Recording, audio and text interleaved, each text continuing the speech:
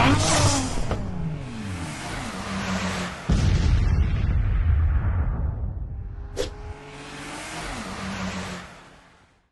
that, Columbia, OTC, I'd like to wish you all a very successful. Lock your visors and initiate O2 flow. And we're pretty nice to fall. Okay, I'm ready.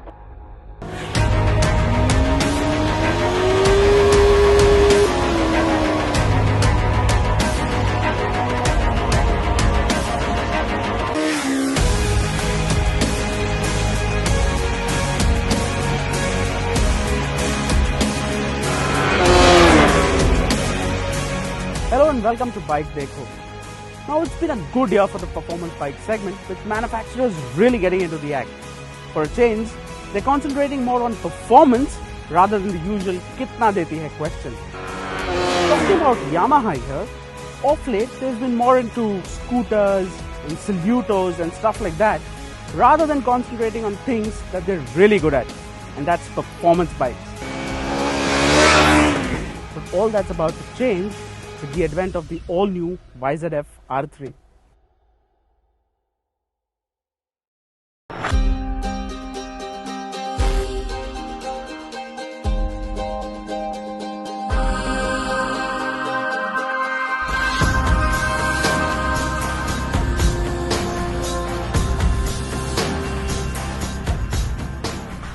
Now the first thing you notice about the R3 are the generous proportions.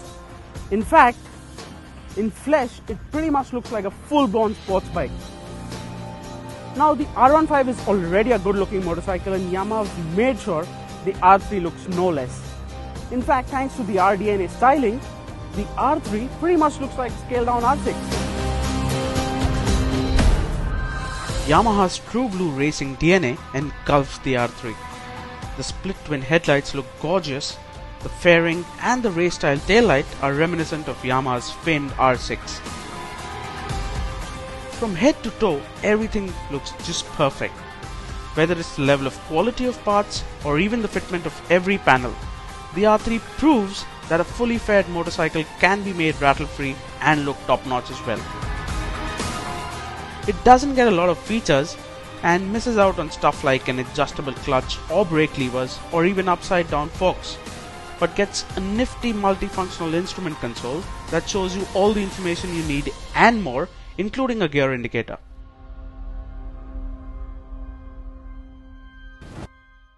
Now at the heart of the R3 is an inline 2-cylinder motor.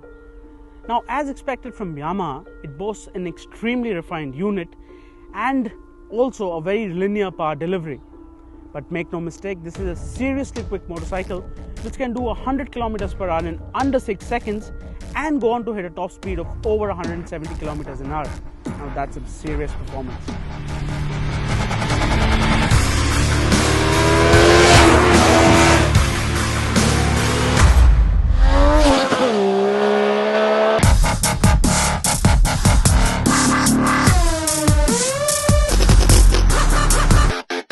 The engine uses forged aluminium pistons to keep the weight low and still resist high temperatures. The R3 uses an all aluminium diesel cylinder to ensure good heat dissipation and of course further weight reduction.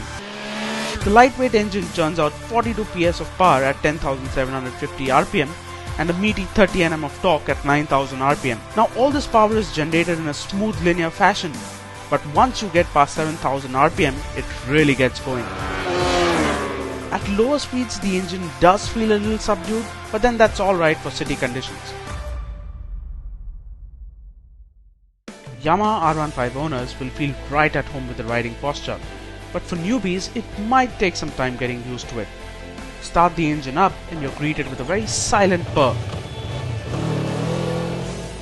A twist of the throttle doesn't get the bike to leap forward, but instead lets you accelerate gradually at a good pace.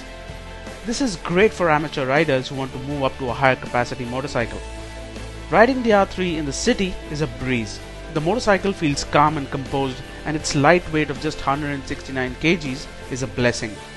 We rode it for a couple of days in peak Mumbai city traffic, and the R3 didn't have any heating issues at all.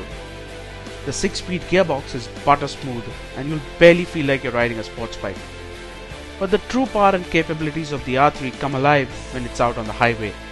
On open roads, you can truly enjoy what the R3 has to offer. Yamaha have surprisingly done away with the delta box frame used in the R15 and have instead gone with a steel diamond type frame. This has made the motorcycle lighter while still maintaining excellent rigidity and balance. The suspension setup is tuned just right and is set up soft enough to give you a comfortable ride on bumpy city roads, and is still stiff enough to corner at high speeds. The 298mm disc in the front and 220mm disc at the rear do a good job of bringing the motorcycle to a halt, but unfortunately the R3 doesn't get ABS. In our opinion, motorcycles like the R3 that offer brilliant performance need to come with ABS as standard. The MRF tires on the R3 offer decent feedback and grip, but clearly have their limitations. You won't be able to push the R3 as far as it can go, but for regular riding conditions, the MRFs work quite well.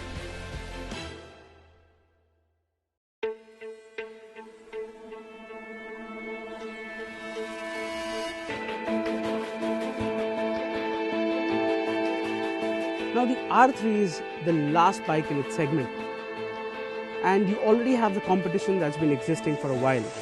Now theoretically speaking, that might give the competition an edge, but then Yamaha has always been a brand synonymous with performance and quality, and they might have arrived at the party late, but they've made sure they've arrived with a bang. At 3.26 lakhs ex-showroom Delhi, this is an expensive motorcycle to buy. But then if you're looking at an entry-level sports bike with a proper big bike feel, the Yamaha R3 is a very nice proposition. But then how would you justify the R3's existence without comparing it to the competition? And here's one.